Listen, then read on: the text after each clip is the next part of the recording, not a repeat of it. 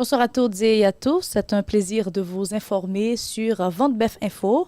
Bonne semaine d'information. Bienvenue à Info Plus. Voici les faits marquants de l'actualité. La police nationale a reçu ce lundi 10 février 2025 un lot de véhicules, dont deux loaders blindés et d'autres équipements de sécurité. C'est un don des États-Unis d'Amérique évalué à 6 millions de dollars américains. La cérémonie de remise de ces matériels de sécurité et des véhicules blindés s'est déroulée à la Direction générale de la police nationale à Claircine ce lundi 10 février 2025. Y ont pris part, entre autres, le président du Conseil présidentiel de transition, l'architecte Leslie Voltaire, l'ambassadeur américain accrédité à Port-au-Prince, Denise Hawkins, le directeur général de la police nationale d'Haïti, Rameau Normil, et le chef de la mission multinationale, Godfrey Ortango. Il s'agit de 600 armes à feu, 9 véhicules Toyota et Ford, 2 camions, 2 loaders blindés et d'autres engins lourds.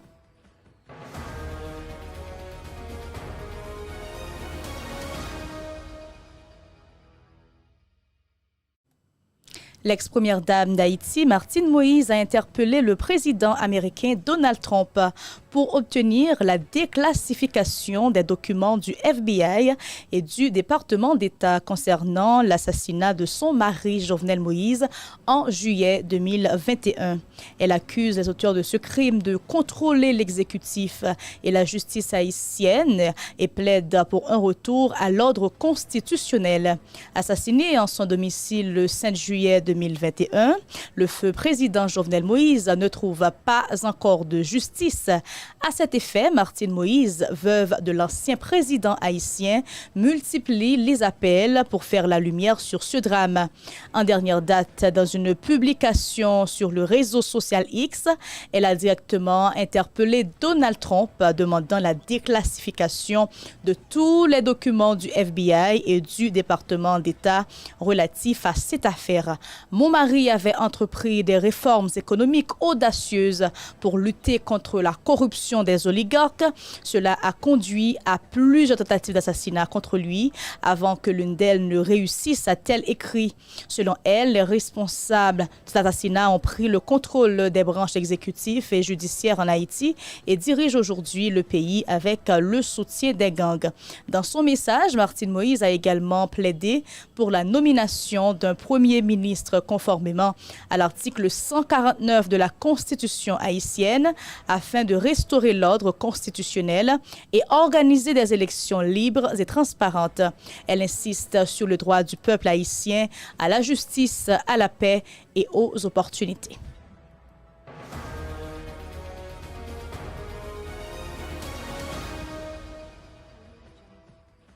Manifestation des lycéens de la ville de Jérémie dénonçant la grève prolongée des enseignants.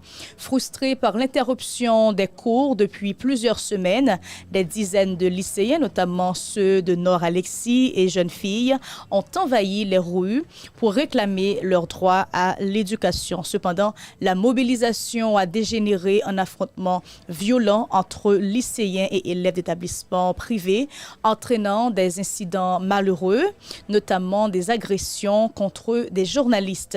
Parmi les victimes, elles joignent Pierre Ronsard, journaliste reporter d'images de Nathan Show Live, a été blessé lors des échauffourées.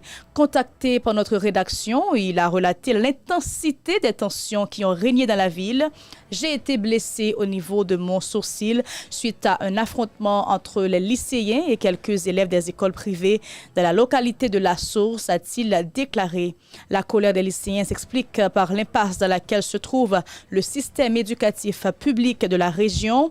Un manifestant a exprimé son indignation. Depuis quelques semaines, on n'a pas accès aux cours.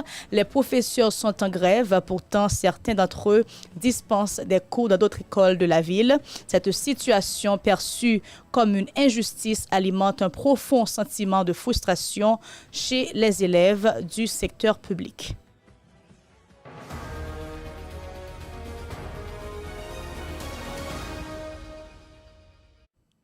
Démarrage des travaux de reprofilage sur le tronçon Vaudreuil-Cancoque dans le département du Nord. Les travaux de reprofilage du tronçon Vaudreuil-Cancoque situé dans le département du Nord ont officiellement débuté. Ces opérations actuellement en cours sont exécutées en régie par la Direction départementale du Nord DDN du ministère des Travaux publics, Transports et Communications MTEPTC.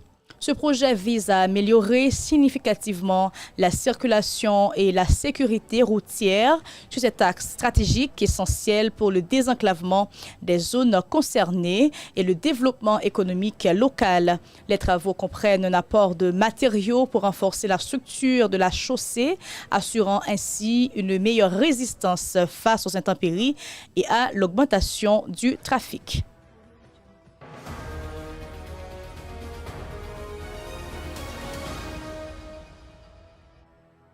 Le ministre délégué auprès du premier ministre en charge des questions électorales et constitutionnelles, Dr Racine-Jean, a échangé ce dimanche 9 février, avec une trentaine de journalistes sur le processus de réforme constitutionnelle, référendaire et électorale. Ce n'est pas une démarche de ralliement, mais une initiative inclusive pour une société inclusive, a-t-il affirmé en introduction. Cette rencontre s'inscrit dans une série de causeries-débats visant à expliquer les enjeux de la réforme.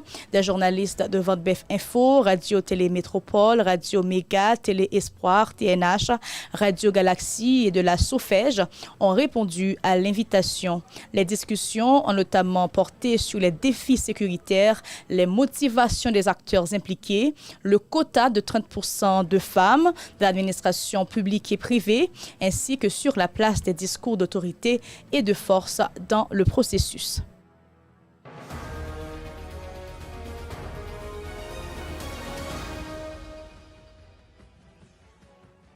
Merci d'avoir suivi ce bulletin d'information. Mesdames et messieurs, restez fidèles parce que tout de suite, vous aurez l'émission 7 vérités avec Evans Nelson.